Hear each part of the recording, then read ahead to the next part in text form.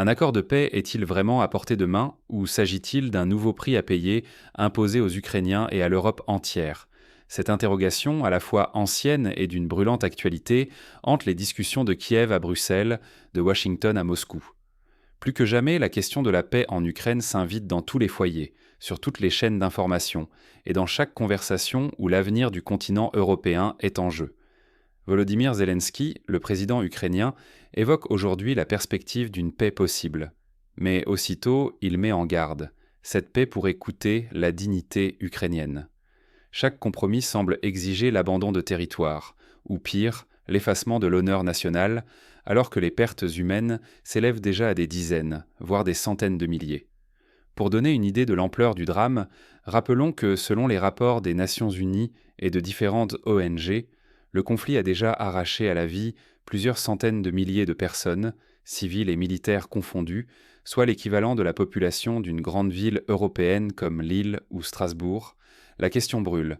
Que vaut la dignité nationale face à la vie concrète? Faut-il tenir le cap au risque d'un bain de sang ou accepter de douloureuses concessions pour sauver ce qui reste à sauver? Ce dilemme n'est pas nouveau dans l'histoire européenne.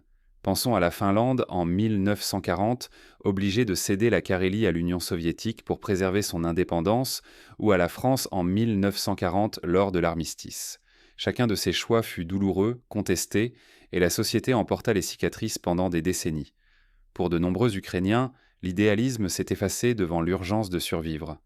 L'épuisement des ressources, la crainte de nouveaux deuils, la lassitude, tout cela érode la volonté de continuer la lutte. Il suffit de parcourir les réseaux sociaux ukrainiens ou d'écouter les témoignages recueillis dans les abris anti-aériens pour mesurer à quel point cette fatigue morale et physique gagne la population.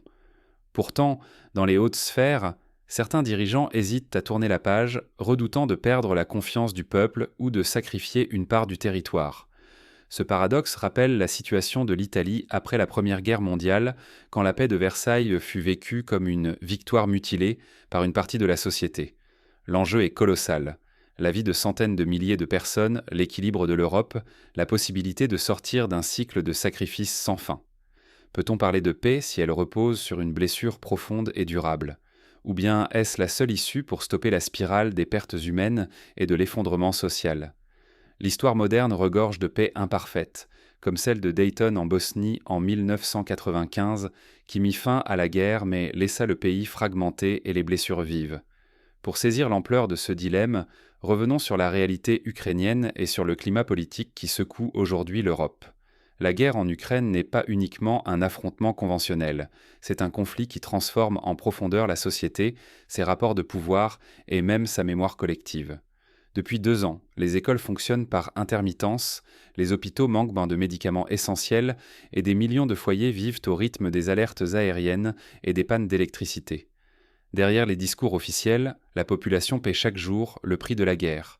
Les chiffres, les témoignages et les tensions internes dessinent un tableau bien plus complexe que les annonces diplomatiques. Selon les statistiques du Haut Commissariat aux réfugiés, plus de 8 millions d'Ukrainiens ont fui leur pays depuis le début du conflit, provoquant la plus grande crise de déplacement en Europe depuis la Seconde Guerre mondiale. Certaines villes, comme Mariupol ou Bakhmout, ne sont plus que des ruines, rappelant les images de Dresde ou de Sarajevo. Derrière les discours officiels et les sommets internationaux, la réalité de la guerre s'impose brutalement aux Ukrainiens. Chaque jour, la mort rôde, des dizaines de milliers de vies fauchées, des familles séparées et des villes entières plongées dans l'obscurité. L'électricité et le chauffage deviennent des privilèges rares, surtout à l'approche de l'hiver glacial. Imaginez une famille à Kharkiv, obligée de s'éclairer à la bougie, de chauffer une seule pièce à l'aide d'un poêle improvisé, pendant que le thermomètre descend en dessous de zéro.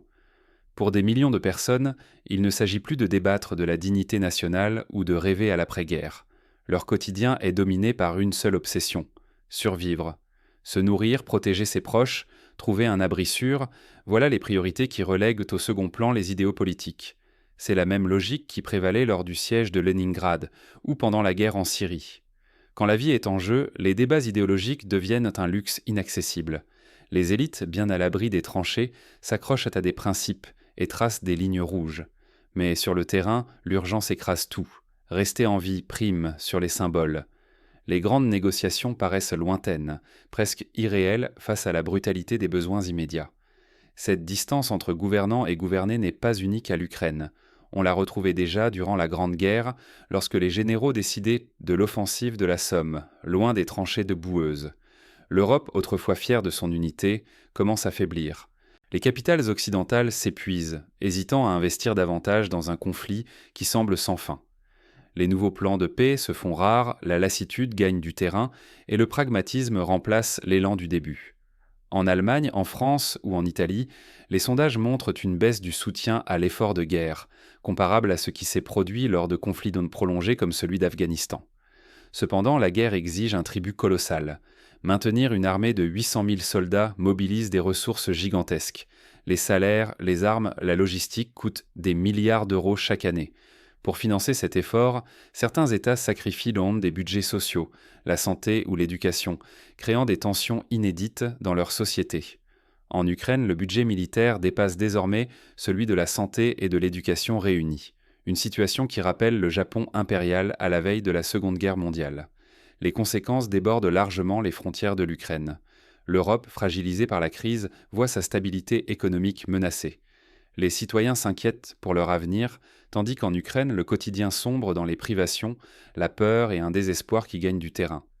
Certains analystes craignent même une ukrainisation de la pauvreté, un phénomène qui se propage dans les pays voisins à cause de l'afflux de réfugiés et de la hausse des prix de l'énergie.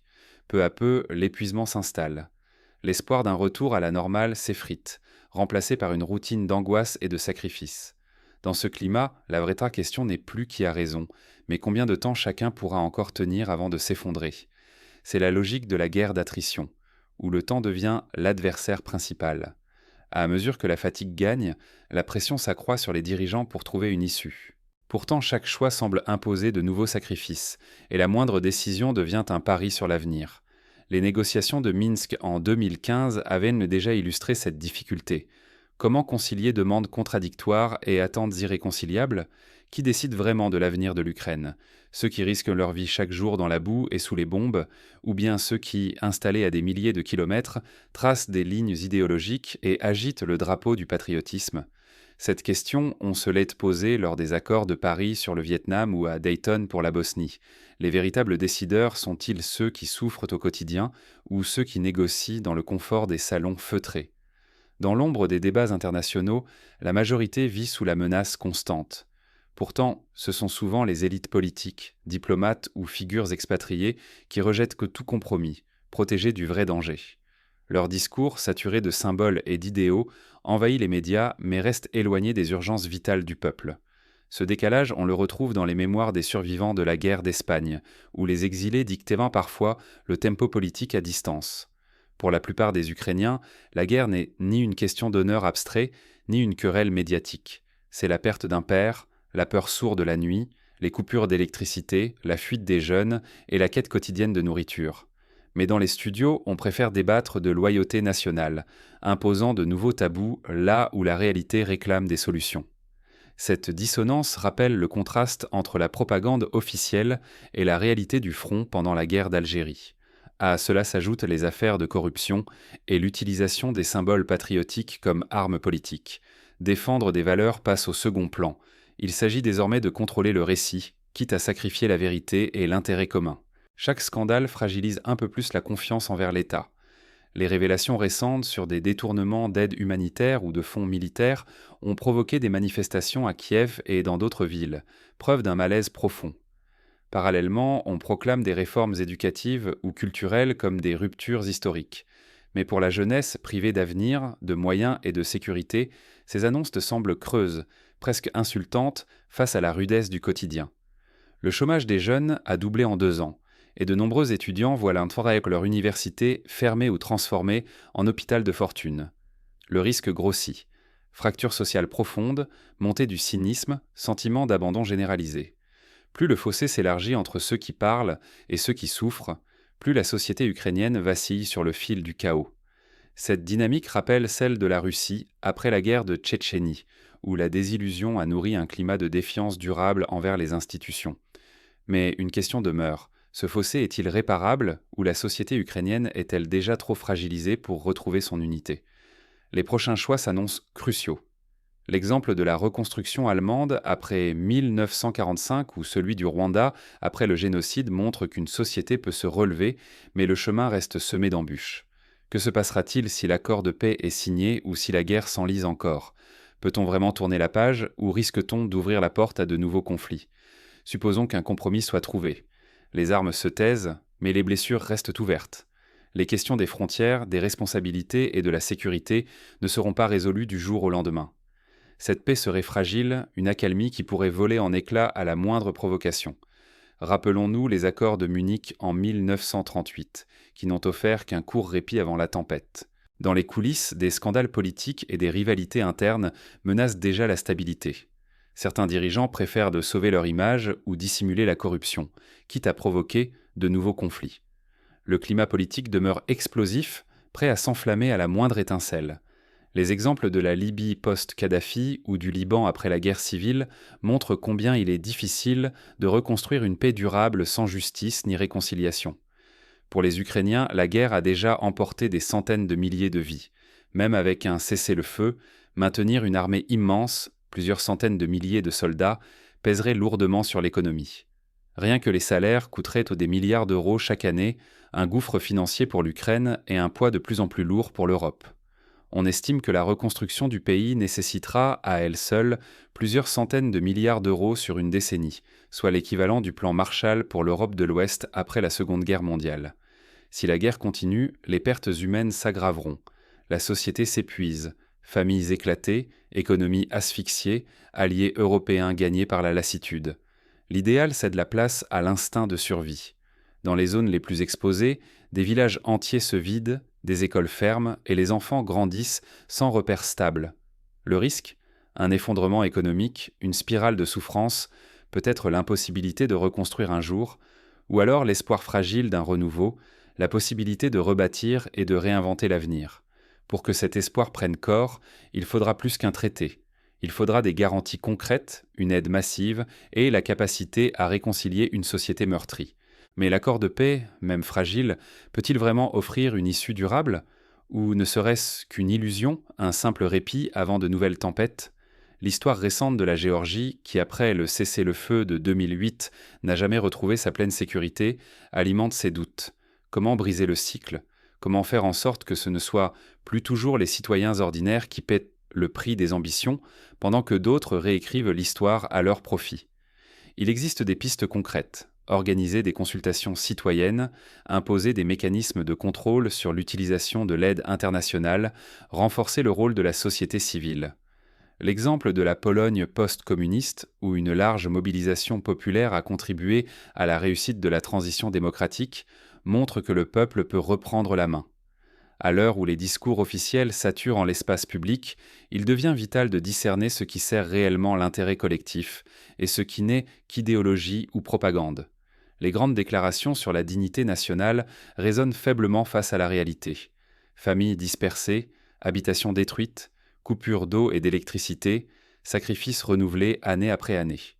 Dans ce contexte, la transparence et l'accès à l'information deviennent des armes essentielles pour ne pas se laisser manipuler.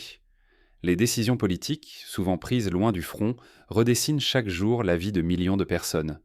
Leur impact concret sur l'économie, la santé, l'éducation, la sécurité ne relève plus du débat abstrait.